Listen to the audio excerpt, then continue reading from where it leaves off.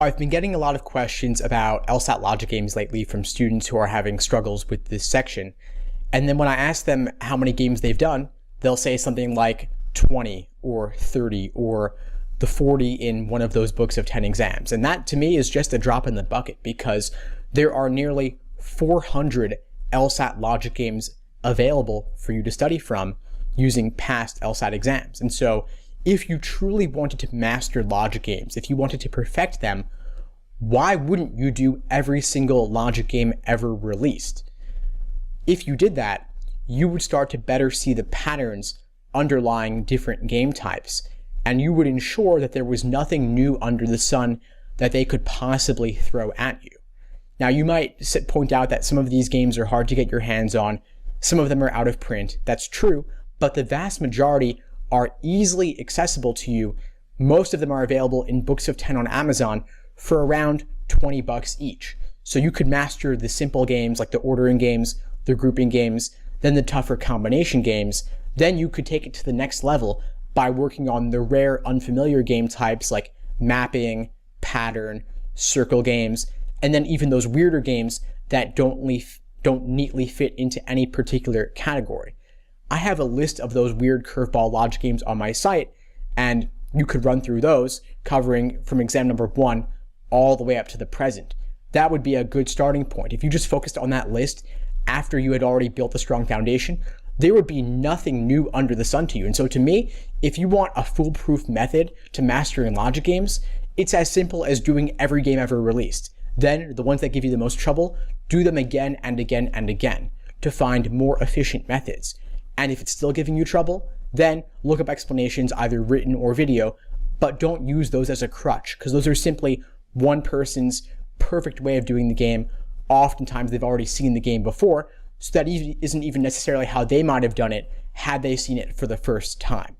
However, that could still shed some light for you on how to approach that game and give you some new tools in your toolkit to bring out whenever you encounter a new, unfamiliar game.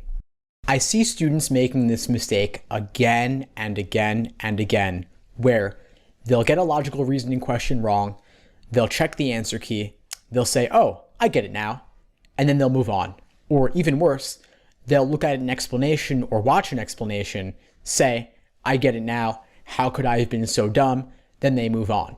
The thing is, if you can't explain in your own words why you got it wrong, you are doomed to making the same mistake again.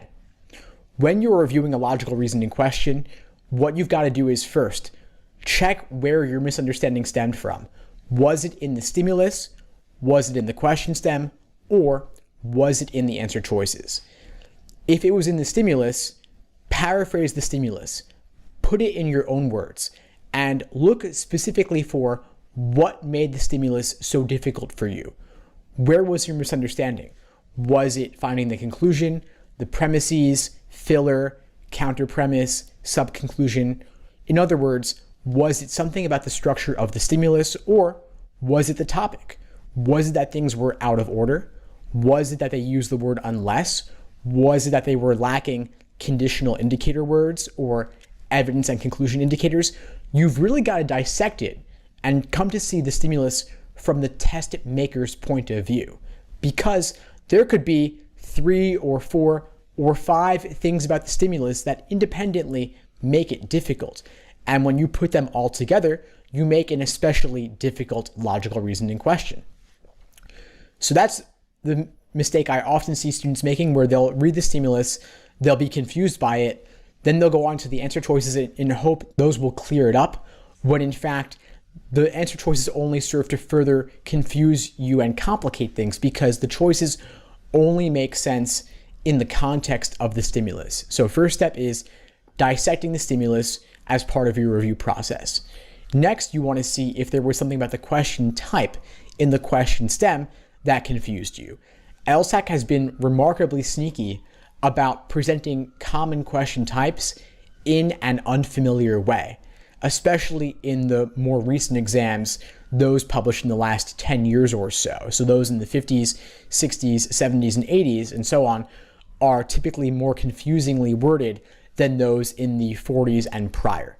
So make sure that you know exactly what they're asking you to do. And then if your mistake was in the answer choices, you want to see what was tempting about the wrong answer that made you pick it and what ultimately made it wrong, and what was discouraging about the right answer that pushed you away from it and what ultimately makes it correct.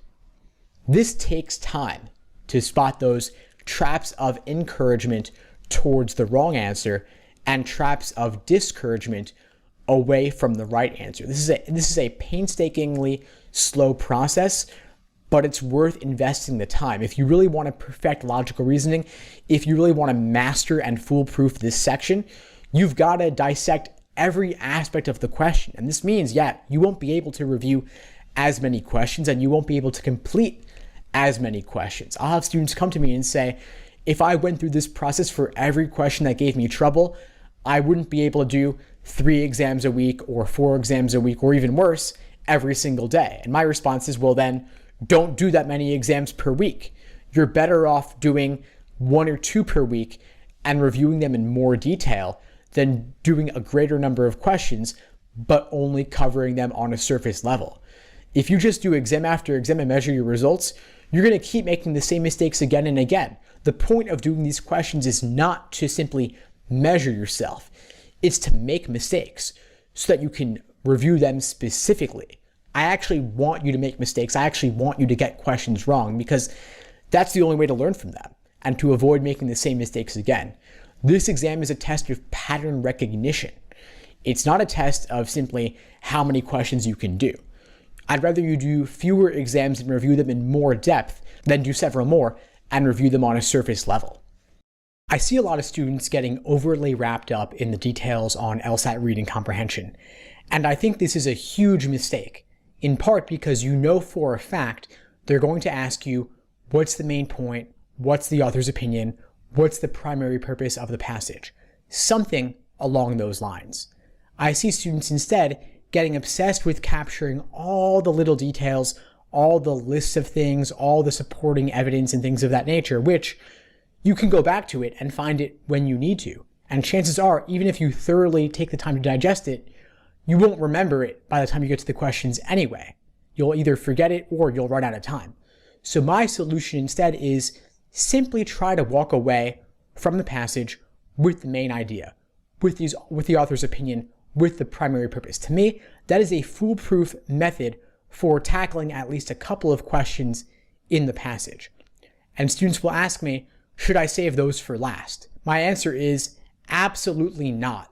Those are the easiest questions. Those are the gimmies. And if you can't solve the question of what the main idea is after reading the passage, then to me, you really got nothing from the passage at all. So walk away with the major viewpoints. You can make little notes on your scratch paper if you want to simply list them, a couple of keywords, but the details, know where to find them when you need them, but don't get bogged down in thoroughly interpreting that very complex text in the moment. You can always go back to the passage. You can always find that information later when you need it.